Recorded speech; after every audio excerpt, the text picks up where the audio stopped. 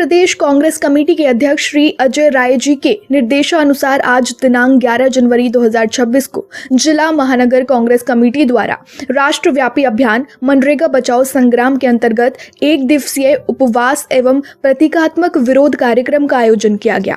यह कार्यक्रम civil lines स्थित अंबेडकर पार्क में दोपहर 12 बजे से शाम 5 बजे तक शांतिपूर्ण एवं अनुशासित रूप से संपन्न हुआ। कार्यक्रम का उद्देश्य केंद्र सरकार की कथित जन विरोधी नीतियों, विशेषकर मनरेगा जैसी जन कल्याणकारी योजनाओं को कमजोर करने के प्रयासों के खिलाफ जन जागरूकता फैलाना और काम के अधिकार की रक्षा के लिए आवाज बुलंद करना रहा। कार्यक्रम में बड़ी संख्या में कांग्रेस कार्यकर्ताओं एवं पदाधिकारियों ने भाग लिया। इस अवसर पर जिलाध्यक्ष विनोद गुंबर ने केंद्र सरकार की नीतियों पर तीखा हमला बोलते हुए कहा कि मनरेगा देश के गरीब, मजदूर और ग्रामीण तबके के लिए जीवन रेखा है। उन्होंने आरोप लगाया कि केंद्र सरकार जानबूझकर बजट कटौती और प्रशासनिक अड़चनों के माध्यम से इस योजना को समाप्त करने की दिशा में काम कर रही है। उन्होंने कहा कि कांग्रेस पार्टी सड़क से सदन तक मनरेगा की रक्षा के लिए संघर्ष जारी रखेगी। मनरेगा बचाओ का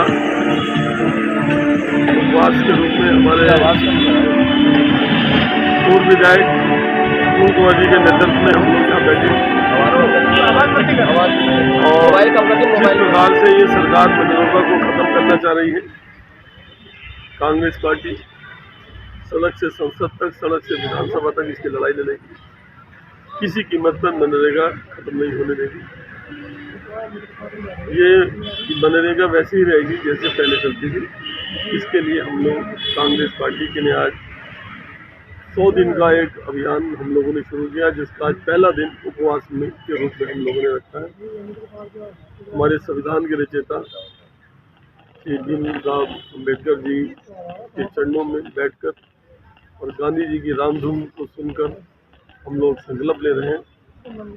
हमें इसके लिए कोई बड़ी कुर्बानी भी देनी पड़ेगी तो हम लोग कुर्बानी देने के लिए तैयार हैं, लेकिन मनरेगा को खत्म नहीं करेंगे। जो मजदूर जो 400 रुपये से 500 रुपये रोज कमा रहा था और कांग्रेस ने उनको उसी के क्षेत्र में उनको नौकरी दी थी, मजदूरी दी थी, ये लोग उसको ख़त्म करके एक ठेकेदारी की प्रथा चलाने जा रहे हैं, जो कांग्रेस पार्टी इसका विरोध है। महानगर उपाध्यक्ष नजाकत ठेकेदार ने संविधान संवाद कार्यक्रम की विस्तृत जानकारी देते हुए बताया कि आगामी 100 दिनों की स्पष्ट कार्य योजना तैयार की गई है। उन्होंने कहा कि इस अभियान के तहत संविधान की आत्मा, रोजगार के अधिकार, संगठन की मजबूती और आगामी रैलियों की तैयारी पर विशेष जोर दिया जाएगा। उन्होंने कहा कि कांग्रेस कार्यकर्ता जमीन से जुड़कर जनता से सीधा संवाद करेंगे, क्योंकि यही कांग्रेस की असली ताकत है।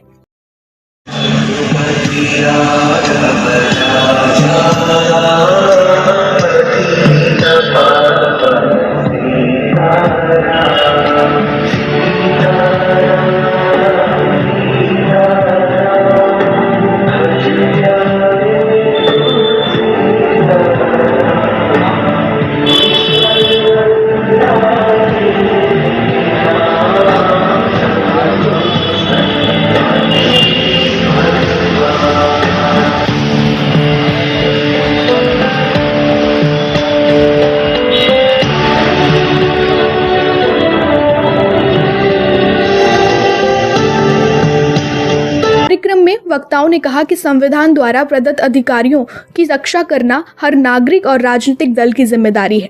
मनरेगा केवल रोजगार योजना नहीं, बल्कि सामाजिक सुरक्षा का मजबूत आधार है, जिसे कमजोर नहीं होने दिया जाएगा। बीजेपी की बहुत सोची समझी साजिश है नरेगा को खत्म करने के लिए।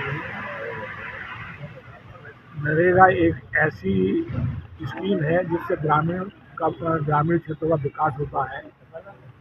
गाँव में खरंजा नरेगा के द्वारा बनता है, स्कूलों की मरम्मत नरेगा के द्वारा होती है, पुलियाँ, नहरें जो हैं जितनी भी हैं नरेगा के द्वारा बनती हैं। और सबसे बड़ी वजह ये है कि पहले प्रदेश के में 10% हिस्सा होता था और 90% सेंट्रल देती थी, लेकिन अब एक ख़त्म करने की नीयत से 40% प्रदेश में रखा इन्होंने और 60% केंद्र से ज़्यादा। जब 10% ही पूरा नहीं पड़ता था तो ये 40% कैसे प्रदेश सरकारें दे रही हैं। और जहाँ जहाँ कांग्रेस की या विपक्ष की सरकारें वहाँ बजट जाएगा ही नहीं, तो अपने आप नरेगा ख़त्म हो जाएगा। ये नरेगा का नाम बदलने की बात नहीं है, नरेगा ख़त्म करने की स्कीम है। अभी पिछले दिनों में आपने देखा जब कोरोना की स्थिति हुई थी, केवल नरेगा की इस अवसर पर पूर्व विधायक Phool Kunwar ji, Ajay Saraswat Soni, Asad Maulai, Shivraj Gurjar, war room incharge Maulana Danish Qureshi, Anil Gurjar, मजहर खान, परमराज सैनी, नासिर सलमानी, जितेंद्र सागर, सुशीला कश्यप, मीनू शर्मा, श्याम बाबू वाल्मीकि, असद प्रवेश, साहित्य ठाकुर, अशरफ अली, राहत खान, जहीर सोनी सैफी, शमशेर खान, नासिर हुसैन सलमानी, विवेक अग्रवाल, नदीम उर्फ गुड्डन सहित बड़ी संख्या में कांग्रेस जन उपस्थित रहे। कार्यक्रम का समापन केंद्र सरकार के खिलाफ नारेबाजी और मनरेगा व संविधान की रक्षा का संकल्प लेकर किया गया। लड़ाई लड़ेंगे पूरी कांग्रेस, पूरे उत्तर प्रदेश में और सभी जगह पूरे